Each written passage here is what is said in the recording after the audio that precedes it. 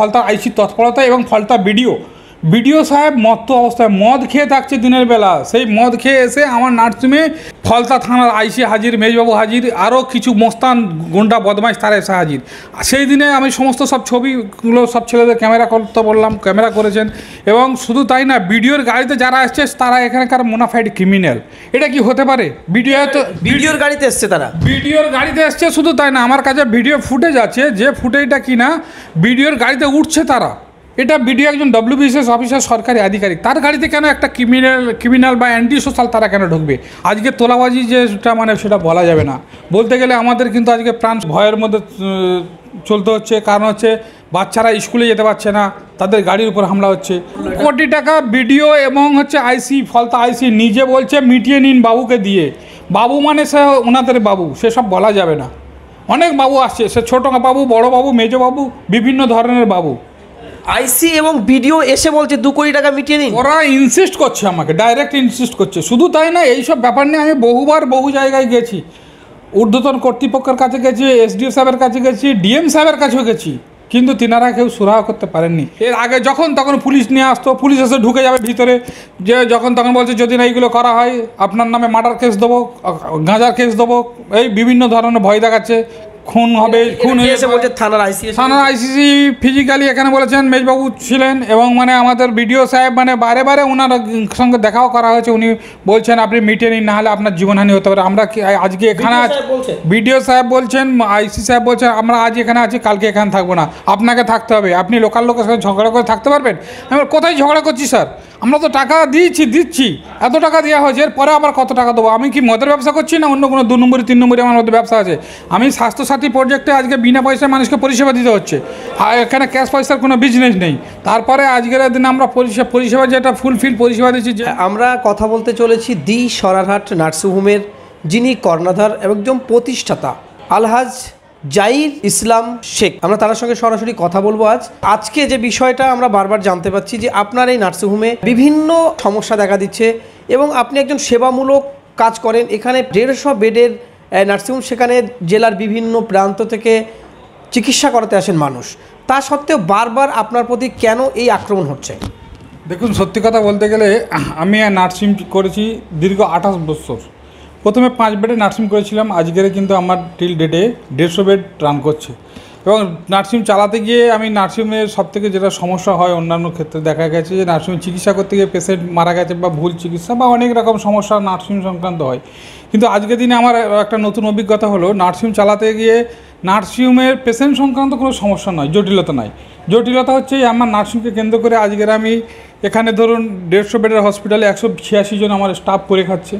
এবং পেশেন্টরা বিভিন্ন দূর দূরান্তের আউট ডিস্ট্রিক্ট, আমার সুন্দরবন এলাকার সাউথ 24 পরগনা ধরুন ক্যানিং, গোসাবা, বাসন্তী, পাথর প্রতিমা থেকে শুরু করে সমস্ত এরিয়া এবং হলদিয়া, মেদিনীপুর, হাওড়া, শ্যামপুর, উলুবেড়িয়া, এখানে নদিয়া এবং হচ্ছে দীঘা আপ টু আপনার উত্তর চব্বিশ সন্দেশখালী, সমস্ত এরিয়ার পেশেন্ট গরিব মানুষ স্বাস্থ্যসাথী কার্ডে, মাননীয় মুখ্যমন্ত্রীর কার্ডেতে দেওয়া স্বাস্থ্যসাথী কার্ডে সম্পূর্ণ বিনা পয়সায় মানুষ চিকিৎসা করে যাচ্ছেন, হাসতে বাড়ি চলে যাচ্ছেন বিনা পয়সায়। আগেকার সময় পয়সা দিয়ে মানুষকে চিকিৎসা করতে হতো এবং দূর দূরান্ত থেকে মানুষ এখানে আসছে কী জন্যে? নিশ্চয়ই পরিষেবাটা পাচ্ছে বলে বা ফুলফিল পরিষেবা পাচ্ছে। শুধু তাই নয়, আজকের দিনে আমি এই গ্রামের নার্সিংহোমেতে ধরুন নিউরো সার্জারি হচ্ছে। আজকে নিউরো সার্জারি করতে গেলে কলকাতার বুকে মেডিকেল কলেজে যেতে হতো। আমার নার্সিংহোমে ব্রেনের অপারেশন করা হচ্ছে, স্পাইন অপারেশন করা হচ্ছে, হিপ রিপ্লেসমেন্ট করা হচ্ছে, ক্যান্সার সার্জারি করা হচ্ছে, লিভারের বড় সার্জারি, গল ব্লাডার থেকে শুরু করে knee replacement, ENT, orthopaedics, spine, neck, সমস্ত রকম সার্জারি আমরা এখানে করে দিচ্ছি। এবং মানুষটা সবথেকে বড় কথা, আজকের দিনে যে কার্ডের হাতে করে এসে বিনা পয়সায় চিকিৎসা করা যাচ্ছে, এটা গরিব মানুষের কাছে কিন্তু বিরাট ব্যাপার। কোভিডের সময় সর্বপ্রথম মাননীয় মুখ্যমন্ত্রী আমার হসপিটালকে চেয়েছিলেন, কোভিড হসপিটাল ডিক্লেয়ার করেছিলেন। আমি কিন্তু সরকারের স্বার্থে মাননীয় মুখ্যমন্ত্রীর মানে যেহেতু আমার নার্সিংকে অ্যাকসেপ্ট করেছিলেন, আমি সম্পূর্ণ নির্দ্বিধায় মানুষের দিকে তাকিয়ে, গরিব মানুষের দিকে তাকিয়ে এবং মুখ্যমন্ত্রীর কথা অনুযায়ী আমার নার্সিংকে সম্পূর্ণ গভর্নমেন্ট হাতে হ্যান্ডওভার করেছিলাম এবং সমস্ত চিকিৎসাও দিয়েছিলাম, কোভিড চিকিৎসা। এখন পর্যন্ত আজ পর্যন্ত এখনও আমার হসপিটাল সরকারিভাবে ডিক্লেয়ার আছে যে সাউথ 24 পরগনায় কোভিড হসপিটাল হিসাবে ডিক্লেয়ার আছে, সেন্ট্রালাইজভাবে। দিল্লিতেও আমার নাম আছে এবং আমার এখানে ওয়েস্ট বেঙ্গলেও কোভিড হসপিটাল হিসেবে আমার নার্সিংহোম অ্যাকসেপ্ট আছে। এবং আজকের দিনে চিকিৎসা করতে এসে শুধু নার্সিংহোম শুধু যে মানুষ চিকিৎসা করে বাড়ি আছে সেটা নয়, এই নার্সিংহোমে চিকিৎসা করতে এসে সমস্ত মানুষ দূর দূরান্ত থেকে এসে যে থাকা বা অ্যাকোমোডেশন যা যা দরকার সমস্তটাই সব টাকাই আমার কিছু আছে। আজকের আমি পরিষেবা দিচ্ছি বলে তো আউট ডিস্ট্রিক্ট থেকে মানুষ এখানে পরিষেবা নিতে আসছে, নাহলে আসবে কেন? সত্যি কথা বলতে গেলে আমরা চাই যে মানুষের যে ট্রিটমেন্ট করতে গিয়ে যা যা পরিষেবা যতদিন দিয়েছি আরও উন্নত করতে চাই। আরও উন্নত করার জন্য আমার এখানে CT scan, endoscopy, micro surgery সমস্ত কিছু ফেসিলিটি রেখেছি। এই নার্সিংকে কেন্দ্র করে পাশে আমরা একটা নার্সিং কলেজ করেছি, ফলতা জেআইএস নার্সিং ইনস্টিটিউশন। আমার সাউথ 24 পরগনায় নার্সিং কলেজ নেই এবং আমার 150 বেডের হসপিটাল কিন্তু আমারই আছে।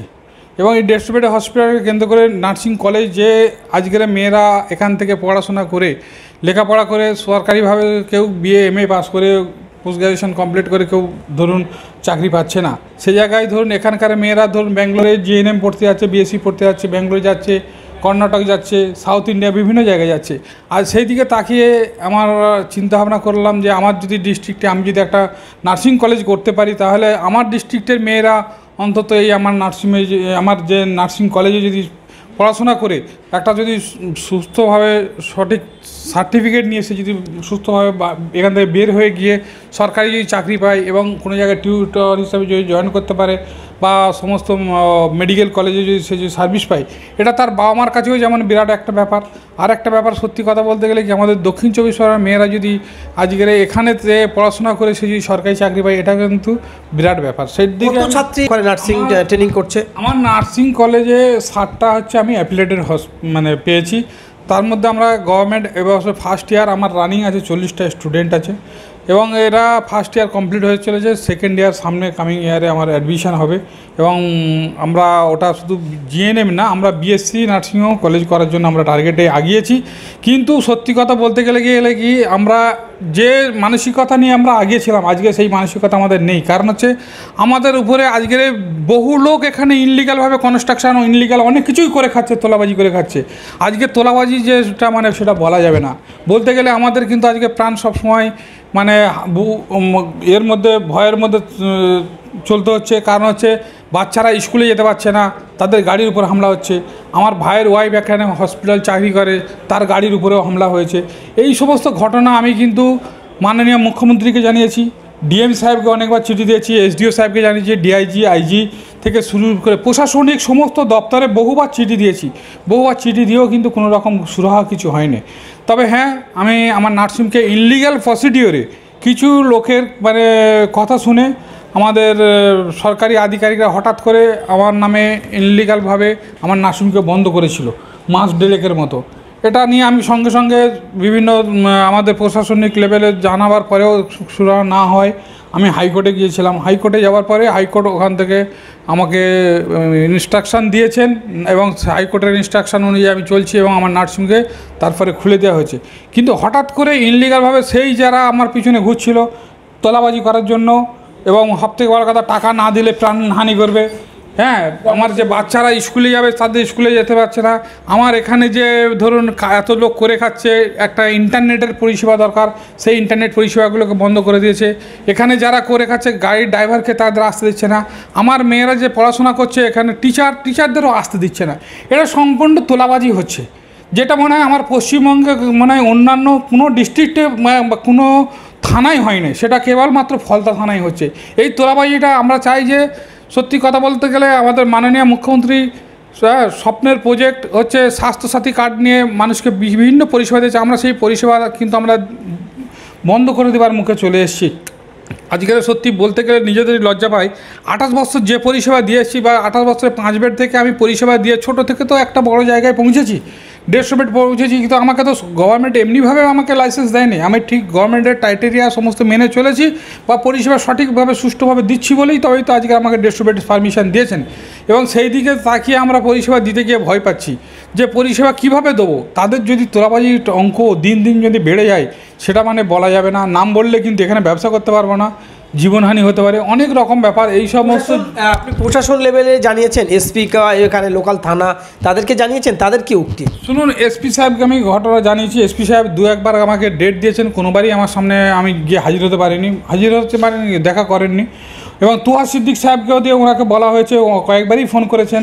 এবং ফলতার আইসি সম্পূর্ণ যিনি এসছেন ইনলিগাল প্রসিডিওরে সমস্ত যত মানে খারাপ কাজ সেটা আমাদের ফলতাই হচ্ছে, সেটা ফলতার আইসির তৎপরতা। এবং ফলতা বিডিও সাহেব মত্ত অবস্থায় মদ খেয়ে থাকছে দিনের বেলা। সেই মদ খেয়ে এসে আমার নার্সিংহোমে আমার সিওমএই সাহেব ইনস্ট্রাকশান দিয়েছে কদিন আগে, আমার মানে অ্যাফিলেটেডকে দিয়ে আমার নার্সিংহোম খোলাবার পরে হঠাৎ করে দিনের বেলা মানে সিওমএই ইনস্ট্রাকশান দিয়েছে সরকারি আধিকারিকরা আসবেন, স্বাস্থ্যের আধিকারিকরা। সেখানে হঠাৎ করে দেখা যাচ্ছে বিডিও এসে হাজির, ফলতা থানার আইসি হাজির, মেজবাবু হাজির, আরও কিছু মোস্তান গুন্ডা বদমাইশ তারা এসে হাজির। সেই দিনে আমি সমস্ত সব ছবিগুলো সব ছেলেদের ক্যামেরা করতে বললাম, ক্যামেরা করেছেন। এবং শুধু তাই না, বিডিওর গাড়িতে যারা এসছে তারা এখানকার মোনাফাইড ক্রিমিনাল। এটা কি হতে পারে? ভিডিওর গাড়িতে এসছে তারা, ভিডিওর গাড়িতে এসছে। শুধু তাই না, আমার কাছে ভিডিও ফুটেজ আছে, যে ফুটেজটা কিনা ভিডিওর গাড়িতে উঠছে তারা। এটা বিডিও একজন WBCS অফিসার, সরকারি আধিকারিক, তার গাড়িতে কেন একটা ক্রিমিনাল বা অ্যান্টি সোশ্যাল তারা কেন ঢুকবে? তো আমার যদি নার্সিংহোমে ইন্সপেকশন করা হবে তাহলে সেখানে স্বাস্থ্য আধিকারিকরা আসতে পারেন, সেখানে থানা পুলিশকে ডাকলে পাওয়া যায় না। থানা পুলিশ কেন আসবেন? সেখানে বিডিওর কী ভূমিকা আছে? বিডিও কেন এখানে আসবেন? বিডিও তো ব্লক ডেভেলপমেন্ট অফিসার, তিনি তো 2 লক্ষ মানুষের হেড বিডিও বা থানার আইসি। তারা নিজেদের কাজটা করতে পারছেন, তারা এখানে বিভিন্ন সময়। আপনার এখানে এসে কি বলছে, তারা কি বলতে চাচ্ছে? তারা বলছে যে বাবুদের সাথে বসে মিটিয়ে নিন, টাকা পয়সা দিয়ে 2 কোটি টাকার মতো আমাকে ডিমান্ড করা হয়েছে। এবারেও বসে 2 কোটি টাকা চাইলো, কে এসে বললো? 2 কোটি টাকা বিডিও এবং হচ্ছে আইসি, ফলতা আইসি নিজে বলছে মিটিয়ে নিন বাবুকে দিয়ে। বাবু মানে সে ওনাদের বাবু, সেসব বলা যাবে না। অনেক বাবু আসছে, সে ছোটো বাবু, বড় বাবু, মেজো বাবু, বিভিন্ন ধরনের বাবু। আইসি এবং ভিডিও এসে বলছে 2 কোটি টাকা মিটিয়ে নিন। ওরা ইনসিস্ট করছে, আমাকে ডাইরেক্ট ইনসিস্ট করছে। শুধু তাই না, এইসব ব্যাপার নিয়ে আমি বহু জায়গায় গেছি, ঊর্ধ্বতন কর্তৃপক্ষের কাছে গেছি, এসডিও সাহেবের কাছে গেছি, ডিএম সাহেবের কাছেও গেছি, কিন্তু তিনারা কেউ সুরাহা করতে পারেননি। এটা আমাদের তুহা সিদ্দিক সাহেব আছেন, উনি মাননীয় মুখ্যমন্ত্রীর সঙ্গে কথা বলেছেন, এবং হচ্ছে আমাদের মন্ত্রী ফিরাদ হাকিম সাহেবের সঙ্গে কথা বলেছেন, পার্থ চ্যাটার্জি মন্ত্রী উনি ওনার সঙ্গে কথা বলেছেন। ওনারা দায়িত্ব নিয়ে ডিএম সাহেবকে বলার পরে কিছুটা হলেও এখন এই মুহূর্তে আমি নার্সিংহোম চালাতে পারছি, ওনাদের ইনস্ট্রাকশন অনুযায়ী আমি চলছি। এবং হচ্ছে ওনারা প্রচুর হেল্প করছেন, মানে মন্ত্রী আমাদের ফিরাদ হাকিম সাহেব এবং হচ্ছে আমাদের পার্থ চ্যাটার্জি সাহেব, ওনারা প্রচুর হেল্প করছেন। আপনি মুখ্যমন্ত্রী যখন আপনার এই স্বপ্নের প্রজেক্ট বা কোভিডের সময় যখন আপনার এই হসপিটাল নিয়ে কাজ করেছে, তা আপনি কি মুখ্যমন্ত্রীকে জানিয়েছেন? মুখ্যমন্ত্রীকে আমি চিঠি দিয়ে জানিয়েছি, ফিজিক্যালি একবার আমি নিয়েও গিয়েছিলাম ওখানে। যাই হোক, মুখ্যমন্ত্রীর মানে কোনো দোষ নেই, তিনি তো রাজ্যের মুখ্যমন্ত্রী, তিনি তো আর আমার একটা নার্সিংহোম নিয়ে বসে নেই। তিনি রাজ্যের প্রচুর সমস্ত মানুষের হচ্ছে মানে হেড, 10 কোটি মানুষকে মানে দেখভাল করতে হয় সমস্ত জায়গায়। এবং মুখ্যমন্ত্রী এটা হাকিম সাহেব এবং মানে আমাদের মন্ত্রী, 2 জন মন্ত্রীকে, এবং দিলীপ মণ্ডল আছেন আমাদের রাষ্ট্রীয় পরিবার মন্ত্রী, ওনাদের বলেছেন, এবং আমাদের জেলার যিনি সেক্রেটারি আছেন ওনাদের বলেছেন জিনিসটার সলিউশনটা যাতে সলভ হয় এবং যাতে প্রতিষ্ঠানটা চলে।